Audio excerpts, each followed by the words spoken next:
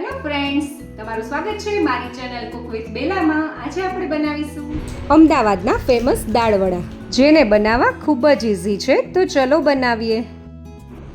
તો સૌથી પહેલાં આપણે મગની ફોતરાવાળી દાળ લઈ લેવાની છે, જે મેં 2 કપ જેટલી લીધી છે. અને આટલી દાળથી 4 વ્યક્તિ આરામથી ખાઈ શકશે દાળવડા. તો હવે આપણે દાળને એકદમ સરસ રીતે 2 વાર પાણી લઈને ધોઈ લેવાની છે, એકદમ સરસ આવી રીતે મસળીને.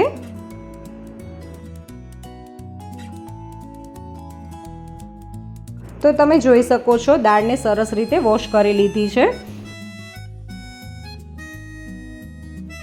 હવે આપણે દાળમાં પાણી એડ કરીને દાળને સરસ રીતે પલળવા માટે 4 થી 5 કલાક માટે રાખી દેશું.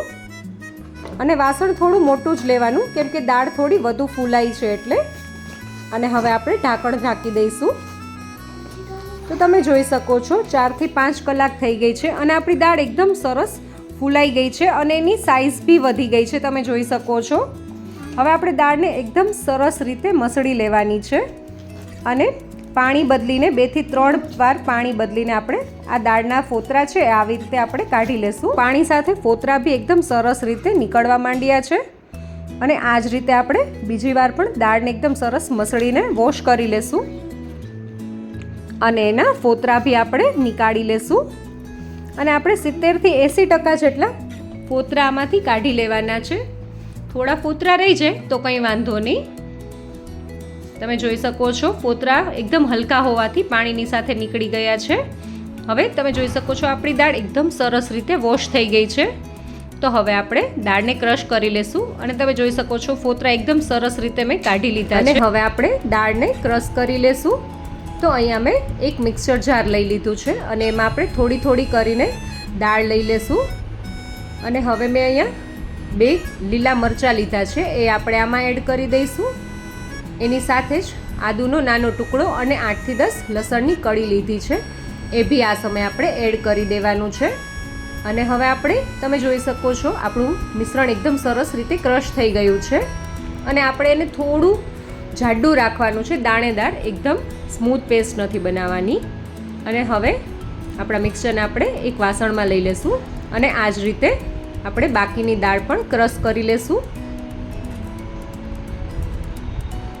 તો તમે જોઈ શકો છો આપણે બધી દાળને એકદમ સરસ રીતે ક્રશ કરી લીધી છે.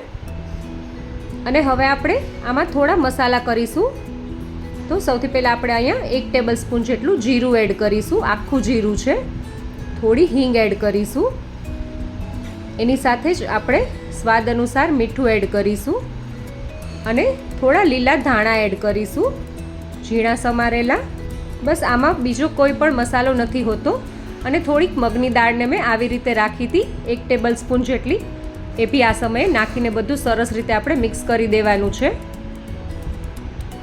અને હવે આપણા મિશ્રણને આપણે થોડું હાથેથી ફેટી લેશું, જેથી કરીને આપણા વડા એકદમ સરસ અંદરથી પોચા અને બહારથી એકદમ સરસ ક્રિસ્પી એવા બને. તો આપણે 5 મિનિટ સુધી આવી રીતે સરસ રીતે મિક્સર ફેટી લેવાનું છે. અને મેં અહીંયા દાળ વડા તળવા માટે તેલ લઈ લીધું છે અને એને એકદમ સરસ રીતે તમે જોઈ શકો છો ગરમ બી થઈ ગયું છે. મેં આમાં થોડું મિશ્રણ એડ કર્યું તો તરત જ આપણું વડું ઉપર આવ્યું છે. તો હવે આપણે બાકીના વડા બધા તળી લેશું આમાં. તો આપણે હાથની મદદથી થોડું થોડું મિશ્રણ લેતા જઈશું અને તેલમાં એડ કરતા જશું. અને આ સમયે આપણે ગેસની ફ્લેમ મીડિયમ ટુ લો રાખવાની છે. અને તમે આ રીતે હાથની મદદથી વડાને તેલમાં મૂકવાના છે. તમે ચમચીની મદદથી પણ વડા મૂકી શકો છો.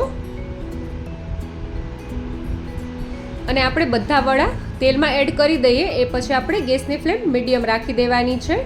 જો તમે લો ગેસની ફ્લેમ ઉપર વડા તળશો તો વડામાં બહુ જ તેલ ભરાઈ જશે અને વડા ખાવામાં પણ મજા નહીં આવે. તો તમે જોઈ શકો છો થોડી જ વારમાં આપણા વડા એકદમ સરસ રીતે થોડા થોડા તળાવા માંડ્યા છે અને ઉપર આવવા માંડ્યા છે. આ સમયે આપણે વડાની સાઈડ ચેન્જ કરી લેવાની છે અને વડાને હવે ગોલ્ડન બ્રાઉન થાય ત્યાં સુધી સરસ તળી લેવાના છે.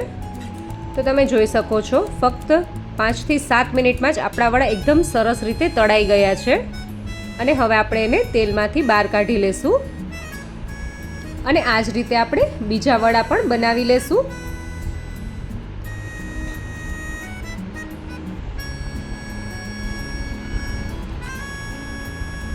તો તમે જોઈ શકો છો આપણા બાકીના વડા પણ એકદમ સરસ રીતે તળાઈ ગયા છે અને હવે એને બી આપણે પ્લેટમાં લઈ લેશું અને વડાને સર્વ કરી લઈએ હવે આપણે. તો તૈયાર છે અમદાવાદના ફેમસ દાળ વડા. આવા જ નવા વિડીયો જોવા માટે મારી ચેનલ કુક વિથ બેલાને સબસ્ક્રાઇબ કરો.